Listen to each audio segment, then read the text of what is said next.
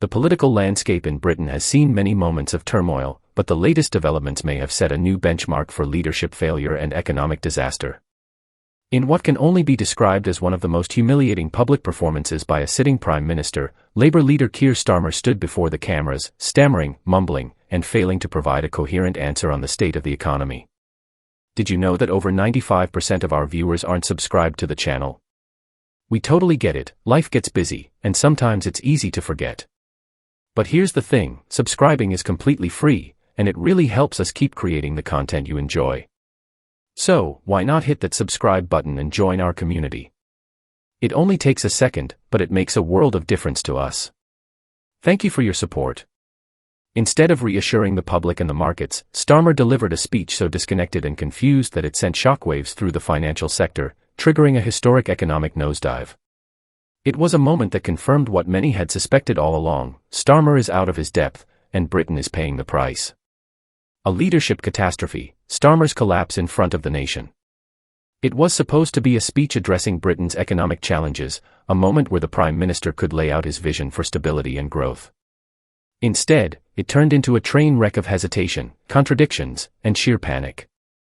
Observers were left stunned as Starmer stumbled through his statements, struggling to articulate even the most basic economic concepts.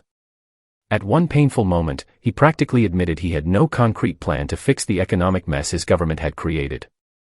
His performance wasn't just awkward, it was a full-blown implosion. The man who had promised to lead Britain into economic recovery looked utterly lost, as if he had been handed a GCSE economics textbook 5 minutes before stepping on stage. This wasn't just a bad night for Starmer, it was a moment of public humiliation that revealed his inability to lead in times of crisis. The economic fallout: a market in freefall, investors in panic. If Starmer's speech was embarrassing, the aftermath was outright disastrous. When the markets opened the next morning, the FTSE 100 suffered one of its worst crashes in recent history, plunging billions of pounds into oblivion within hours. Investors scrambled to offload assets, businesses began bracing for financial turbulence, and economic analysts warned of long-term instability. As if that wasn't bad enough, the British pound collapsed even faster than Labour's approval ratings. The international investment community reacted with visible alarm, with some pulling their money from the UK altogether. The message from global markets was loud and clear: Britain under Starmer's leadership is too risky to bet on. Every time his government speaks, the economy takes another hit. Every time they announce a policy, markets react as if a financial apocalypse is unfolding. Confidence in Britain's economic future has never been shakier. Who suffers? Ordinary Britons, not politicians. As always, it's not the politicians who feel the pain, it's ordinary working-class Britons. Families who have worked hard for years, saving for their retirement, suddenly found that thousands of pounds vanished from their pension funds overnight. Small business owners, who rely on a stable economy to grow, are now facing higher costs, shrinking profits, and an uncertain future. Young professionals who once dreamed of buying a home now realize that under this government, even renting a decent flat is becoming unaffordable. While Starmer and his Labour colleagues sit comfortably in taxpayer-funded offices, the real people suffering from this crisis are hard-working British citizens, the families struggling to pay bills, the pensioners seeing their life savings dwindle, and the small businesses fighting to stay afloat. And yet, in the face of this economic catastrophe, what does Starmer do? Does he come forward with a detailed recovery plan? No. Does he reassure businesses and investors with clear leadership? No. Does he take responsibility for the crisis his government has created? Absolutely not. Instead, he stands there, blinking in the headlights, mumbling empty platitudes while Britain's economy crumbles around him. Prime Minister's questions, a comedy of errors.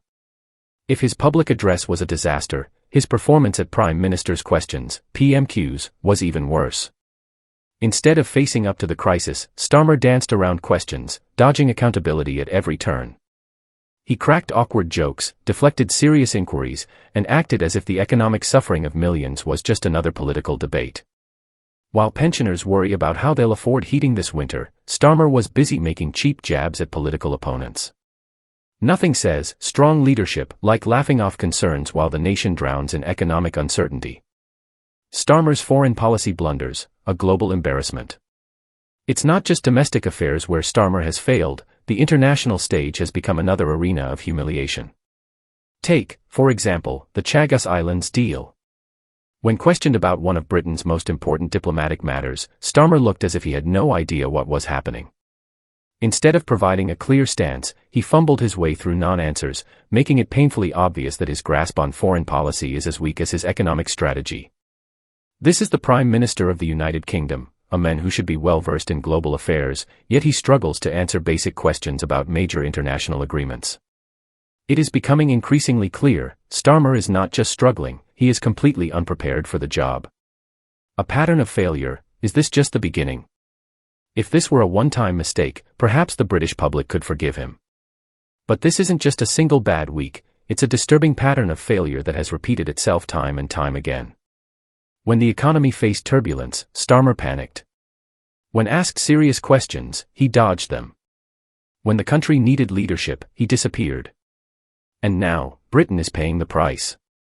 With no plan, no accountability, and no leadership, Labour's government is dragging the country deeper into economic uncertainty and political instability. How much longer can Britain endure this?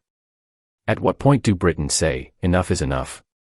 How many more economic disasters must happen before change is demanded? How many more market crashes must we endure before leadership is called into question? How much worse does it have to get before action is taken?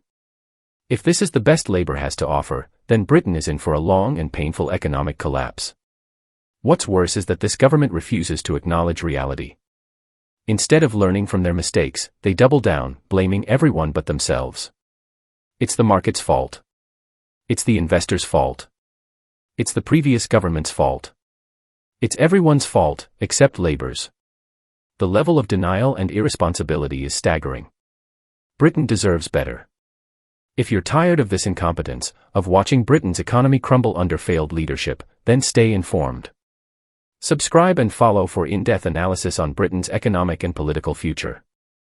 The road ahead is rocky, and it's time for the British people to wake up to the reality of Labour's failures. Stay tuned, because if you think things are bad now, just wait to see what Labour has planned next.